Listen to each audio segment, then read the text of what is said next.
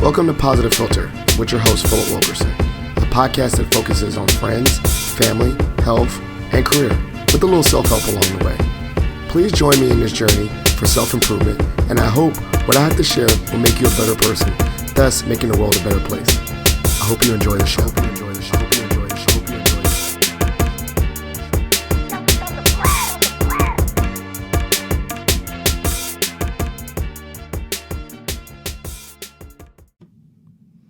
Hello, people of the world. It's Philip Wilkerson back with another episode of Positive Philter.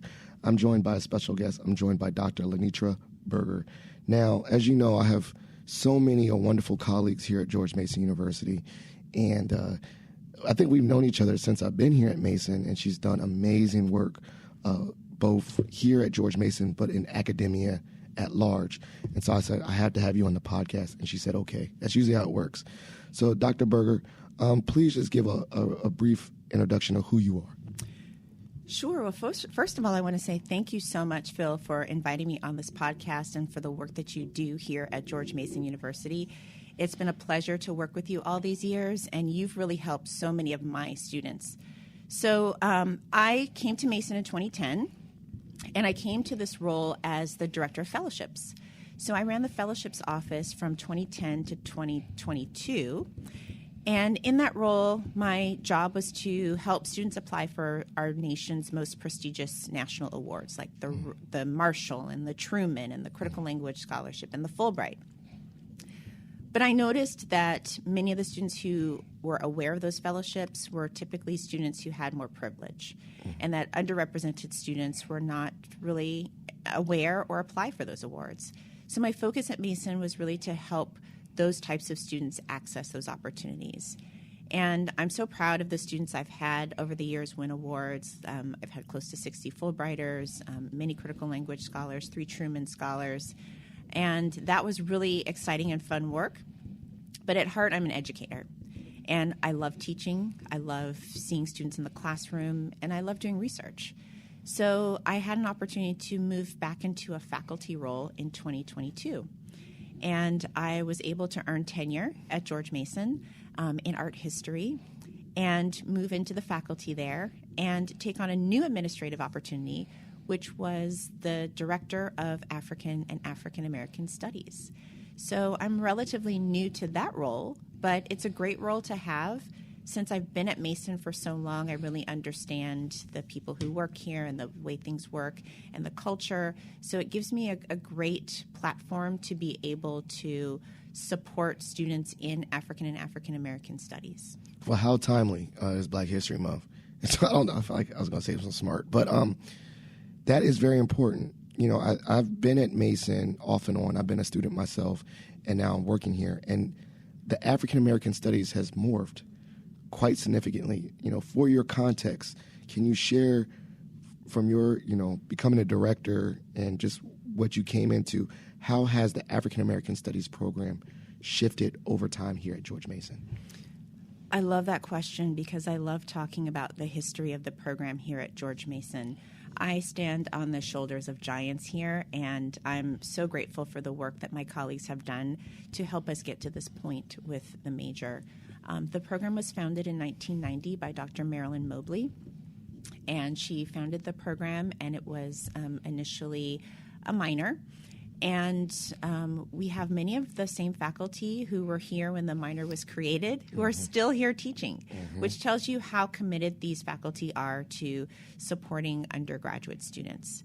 So the program was a minor for a very long time. We've had several directors over that period who have shepherded the minor through lots of curricular changes here at George Mason, changes in the student body, and really wanted the program to grow and put us in a great position to do that in 2022. So I took over the program. First, I was associate director for about a year and a half. And then when I moved over into a faculty role, I took over the director's position. And we're fortunate that so many of our former directors are still here. So they could provide with me with the historical context of how the program has shifted and changed from an administrative perspective.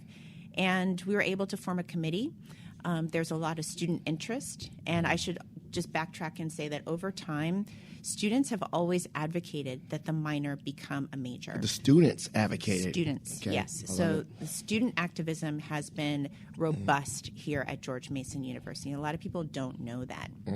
So any time that students were protesting or advocating for change at George Mason in terms of the way that black students are treated or black faculty, they have always made that one of their demands, is that the program be supported to become a major. That was very acute in 2015.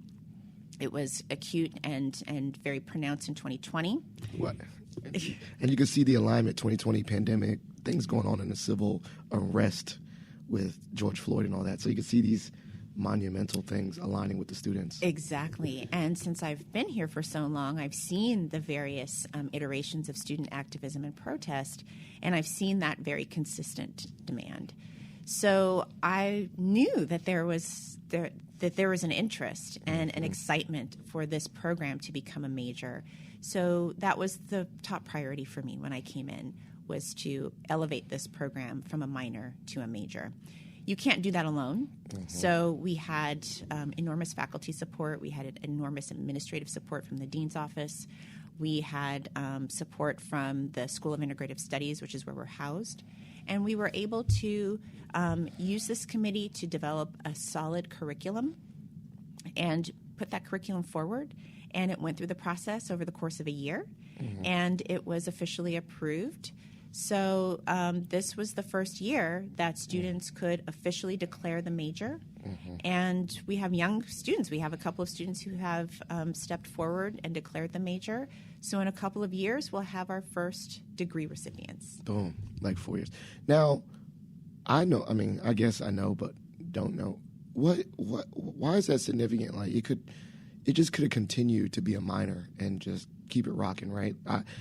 We talked before offline. I got a minor in Asian studies randomly from studying abroad, and I don't think about it as much, but I think about what was aligned with that. But why getting a full degree? What elevates that? Why is that significant? That's a great question. So yes, it could have continued to be a minor. But keep in mind that a minor is only about 5 classes. So that gives you a taste of a field and a discipline, but it doesn't really immerse you in its methods. It doesn't really give you time to deeply engage intellectually with some of the big questions in the field. And the major really signifies an administrative commitment to the discipline. And that is what we were seeking. You and I right now are sitting in the state of Virginia. Yes. This is the state in which the first enslaved people were arrived in the United States from Africa.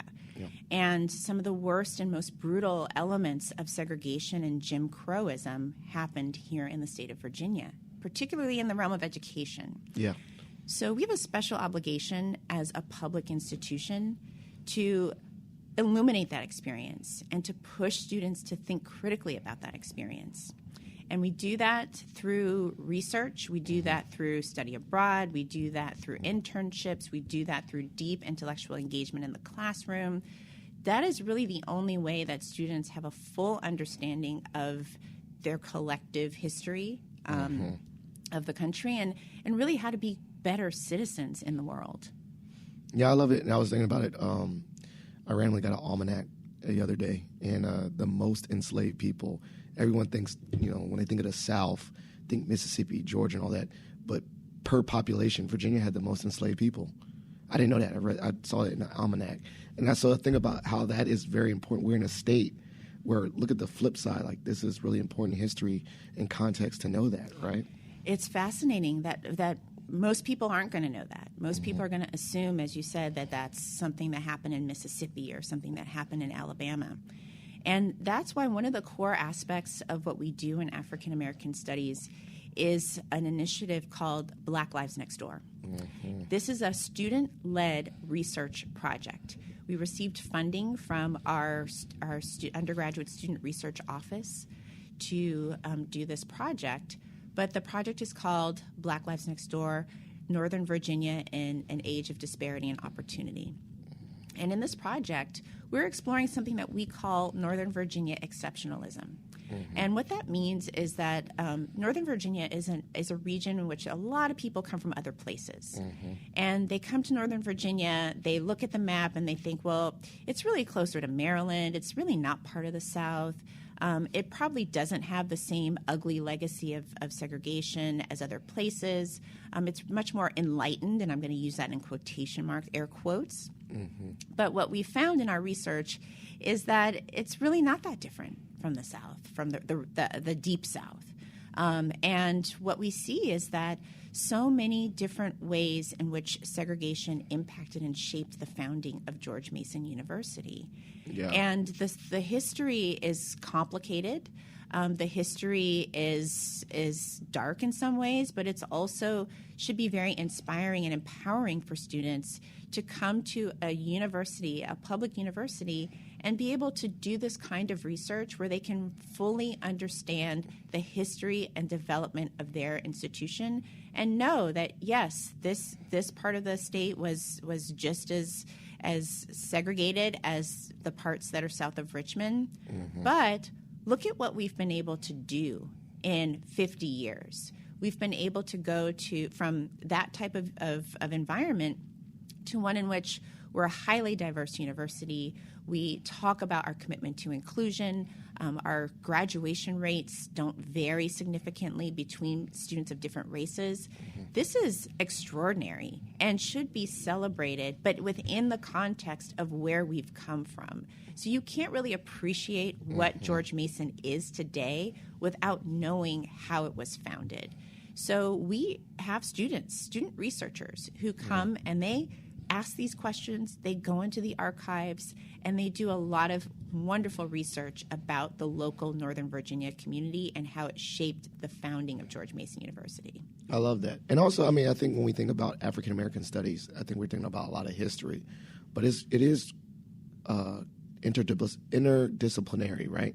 So what are some of the other subjects besides history that someone within African American studies would be partaking in? Yeah, this is a great question. So I'm actually an art historian. So I am someone who's been trained in the disciplinary methods of African American studies, which, as you said, is an interdisciplinary major. But I'm an art historian. So I'm looking at the arts of the African diaspora. And I'm looking at how you can go to almost any part of the world and find some commonalities between Africa descendant people and the artistic production. So I'm an example of one branch of African American studies. We have two colleagues in our program who are literature professors. So they're really focusing in on Black poetry, Black novels. We also have a sociologist, and this is Rutledge. He's a sociologist, and his focus is on W.E.B. Du Bois, who was a Renaissance man. He was involved in all of the different fields, and Du Bois was really one of the founders of the discipline of African American studies. We have a philosopher in our midst. So we have people from all different disciplines, and we're trying to get more. We know that there are people in the sciences, people who are looking at engineering problems from an Afrocentric perspective. We have chemists. We have biologists.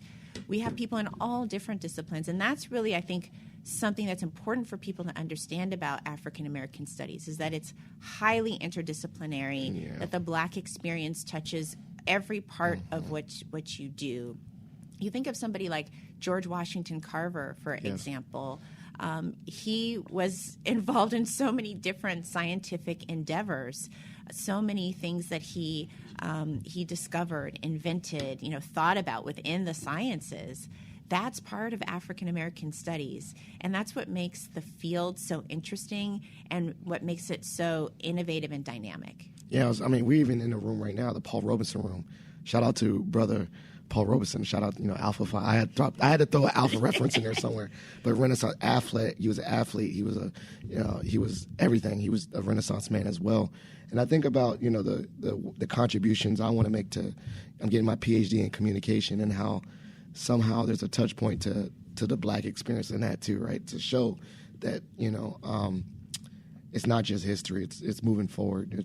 It's lateral, right? What's going on in the present. African studies is not just past, it's present and maybe the future, all wrapped up in that discipline. Exactly. And one of our former directors, Dr. Mark Hobson, was a communications professor. Yep. So even just in the history of directors of our program, we've had people from many different disciplines who have been the director of this program. And I think that's what's really kept the momentum going and what's really kept the program very, very fresh and very relevant at all times. Now, what has been some, this is a long journey. There's been a long journey from a minor or from the inception in 1990 to now. What has been some obstacles or some challenges along the way in this development of this program? One thing I'll say as a piece of advice for student activists. So there's a long arc of activism. And over the years, we have really been successful with students who have advocated with the administration for this program to become a major. But in all honesty, we've struggled with enrollment at times. That's it, okay. So it's like practical, and there's practical, like voicing it and then backing it up with practical things. Like, I want this, and then you don't enroll. That's not going to build your case. Exactly. So administrators are looking at enrollment as an indication of interest. So even though we've had robust student activism, we haven't had as many students enroll in the courses as we would like. And for me, my vision is that the Introduction to African American Studies class is a common experience for all students at George Mason University. Every student needs this information and needs this kind of education. So we really want students to enroll in the classes, take our classes. And that goes across the board. So that happens at Mason, but it happens at other institutions as well. So that's why I say it's a piece of advice, because we want students to continue advocating, but part of that advocacy also means that you then have to take the courses and encourage your friends to take the courses as well. But can I, I'm putting on my career counselor hat, and one of the things I'm thinking of that would be a barrier is that they think that is not as employable, right? Like they think, okay, if an employer sees I got this tech and engineering degree and I got this, I'm a history major, so I'll shout out to the liberal arts and all that. So I'm playing devil's advocate, but I'll shout out to, other majors. But I could see them saying, my mom and dad, they want me to take a practical degree, and I was good with the minor. I could take classes here and there. My parents would support that. But, they want me to still get an IT degree. But how would you explain that conversation where I could see that could be a little bit of that enrollment, issue?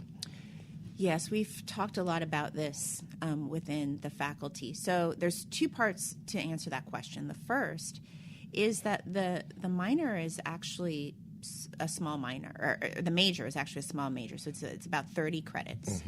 And it's designed to pair with other majors. So you can be a history major and an African American studies major. Or IT person. You can be an IT major and an African American studies major. It's designed to complement other programs. And our advising is designed to help you get through both of those programs and to help you succeed. So we did design the major with that concern in mind. But our major stands by itself. Yes. It is an impactful major. It is a deeply intellectual major. It will prepare you for careers after you graduate for a couple of reasons. Number one is the idea that you have to learn how to ask good questions. That is a transferable skill that anyone can use in any career. And because the way our courses are designed, we do not have a graduate program. We are only an undergraduate program for the moment. And our faculty are committed to undergraduate teaching. So they push the students. They push them to think analytically. They push them to write constantly. They push them to ask questions and go beyond the surface. which is a lot of what we see out there beyond, in popular culture, that people are not really asking deep questions. We are teaching students to be intellectually curious. These are skills that you need regardless of what career you are going to pursue. The other thing that we do is we are committed to student advising. And as you know, it doesn't matter what major you're in. Yes. If you don't have a high GPA and if there's no cohesion to what you've studied, it's going to be hard to articulate that to an employer. Yeah. And I'm a trained advisor. I was an advisor for 12 years. So I'm a professional advisor who's also an academic. And because I have those two skill sets, I know what it takes for students to be successful in careers. My students are all in Ivy League schools. They're in Big Ten schools for graduate school. My students are attorneys. My students are academics. My students have gone on to many different types of careers. And that's because I have been able to both wear a faculty hat and an advisor hat and really shepherd them through the process of making sense of what they've studied here at Mason, and to be able to look backward and say, this is the career trajectory that I have because this is the intellectual path that I followed. And we really want our students to move into the driver's seat. So in African and African American studies, our students are not passive learners. They take control of their learning. And we support them as they guide themselves through this process. So that in itself puts students in a more proactive stance in terms of their careers and really helps them to be able to take jobs and go to graduate school and be ready for the higher expectations and maturity that is expected at the next level. So our program is so unique nationally for those reasons, because we're really focused on careers. We want to be able to say that our students have taken this knowledge and spread out across the world and taken these ideas and really used them in many different contexts. I love it. Shout out to that, too. And I think one of the things, even our own executive director of career services has a degree in African studies or African American studies from William & Mary.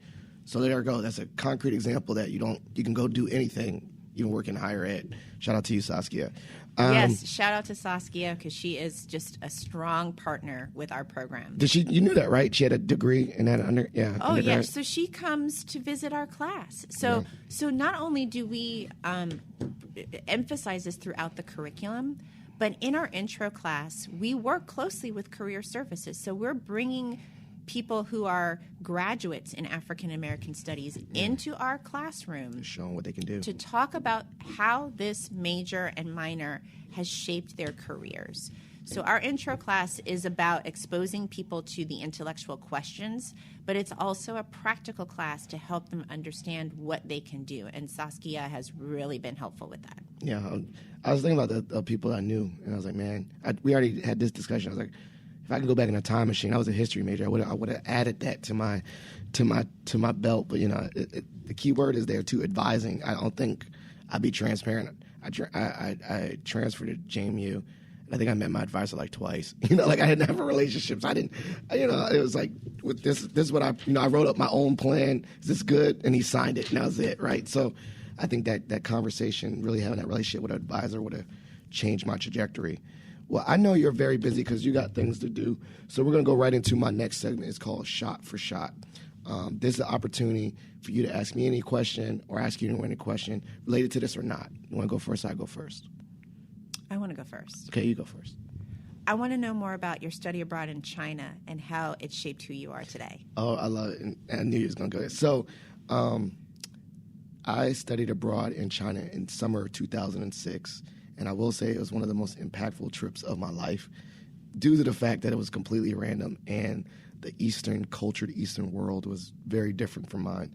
I'm a military brat, so I have traveled extensively and seen different parts of the world, but definitely China was way different than any place I saw. So while I was at JMU, I was just going to lunch one day, and I happened to step upon the study abroad fair. And walking around to the tables, the places I wanted to go were already booked. Salamanca, Spain was gone, already signed up. Ghana, that's the number one I wanted to go to was Ghana. It was already signed up. So I just randomly went to the China table, and they said, would you like to go? So I put my name on the email list, and then I went to their open house. And fortunately for me, I sat next to a really cool guy named Wayne, too. And he's like, you're going? I said, I'm going. And I just went, and it was 12 weeks. We stayed in Chengdu, Weihai, and Beijing. I think 12, so 12, 4, and 4. 4 weeks at each place. And it was just amazing. It was totally different. The trip was broken down by 12 white kids, 12 Asian Americans of different countries and nationalities, and then me. I was the only black person. And it was just interesting, getting stared at everywhere, standing out, learning a little bit of very basic Chinese to get around, ni hao, wo jiao, Philip Wilkerson, and all that. But I definitely have always encouraged, even when I meet students now, I always encourage them to really add a study abroad trip if you can afford it. I took out a little bit of extra financial aid. I was able to make it work. And I said, if you can do it, you get, you get credits for it. I got credits for it. But also it just exposes you to a world outside of your bubble. So I still have memories. I still talk about that trip every day. I stayed in touch with a lot of the kids in that group. We stayed in touch as friends. I thought about this weekend reaching out to Professor Ping Wong, see where he's at. He was at JMU, but see where he's at and say thank you. I thought about him this weekend randomly, but it was a life-changing trip. So thank you for asking about that. I love that you described your trip that way because, as you know, I have another hat, which is president and board chair of NAFSA, the Association of International Educators. And in that role, I lead a membership association of almost 10,000 international educators who are working in education abroad. They're working to support international students. They're working to internationalize the curriculum. And there are so few students of color still who have this experience. And just hearing you talk about how transformative it was and still is for you is exactly why we need more students to have that opportunity. So I feel the same. I studied abroad in Paris, and then I was an exchange student in Germany as a grad student, and then my last study abroad experience was as a researcher in South Africa. And I still, every day, there's part of my study abroad that I use in my work. It's life-changing. Yeah. And we're working as international educators to be able to make sure that every student has access to that kind of transformative opportunity. I think one of the coolest things too was this outside yourself perspective of seeing America from the outside, how they portray us in the news and what they think we're the Wild Wild West with guns and stuff. It was just crazy how they ask us questions like, is that true that they do this in America? And not, it's very interesting to see the world from the outside. And I think every person, black, white, and other, that's an American, needs to go to another country and see America from the outside. That's probably one of the most universal, life-changing aspects of studying abroad. Because you see how they, BBC News or whatever the news station, how they portray us. It's crazy because you don't see how you're portrayed when you're in this bubble, but when you're on the outside looking in, it's very interesting. So that was one of my big takeaways for study abroad. So shout out to study abroad and the work you're doing. Thank you. All right, my question. If we got the Paul Robeson room. Let's say you get a whole building. What name would you name that building? So we got the Paul Robeson room. So that's taken. Who would be a person you want to elevate, in permanent fixture on a building? Ooh. I hope we're in that position at some point because maybe we're speaking into existence. Maybe this is going to happen. This is going to happen. So we've talked about this amongst our faculty from time to time. And I'll say that I don't have a specific answer for you right now because there's a couple of ways we could go with this. We could choose to name something after one of our first black graduates of George Mason University.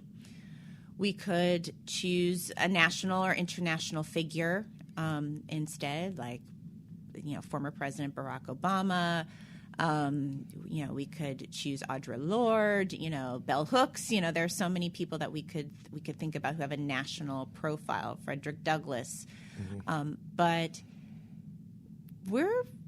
at heart we're a local university, and there are lots of local people in Virginia, local African American people who have really shaped this region and haven't gotten credit. So there's, to me, some value in that, in really honoring the place where we are and honoring the Black experience that has been ignored for so long. Yep. So I think it's hard for me to pick one name. Yeah, and naming buildings... I'm not going to trick you. Yeah, that's a good one. I like that answer. Look, we got Wilkins Plaza. You know what I'm saying? We got Wilkins Plaza. And JMU did a lot of new naming things, and people were naming it after, like, the first director of CMIST or multicultural office. So it's very interesting. I like your answer. Like, Thank you. It's probably going to be like a lot of discussion. It's hard, and I want to say to your listeners, I hope that you all come to visit George Mason University, because we recently opened up a monument to the enslaved people of George Mason. And in that monument, we list the names of those individuals. And I believe that those individuals shaped George Mason, the man, and contributed to why he was such a pivotal figure in U.S. history. So I think that those individuals who have gone unnamed for so long deserve even more prominence on our campus.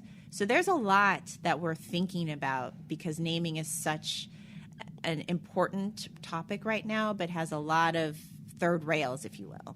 I love it. Well, it's been great, great podcast. I feel very empowered. I like to write so I can have my questions be organized, but I was actually very sad I missed the reception, but I just love that there is an actual program like this at George Mason, and I've told you some way I'm going to get involved. I'm going to jump in there somehow. I don't know how it is.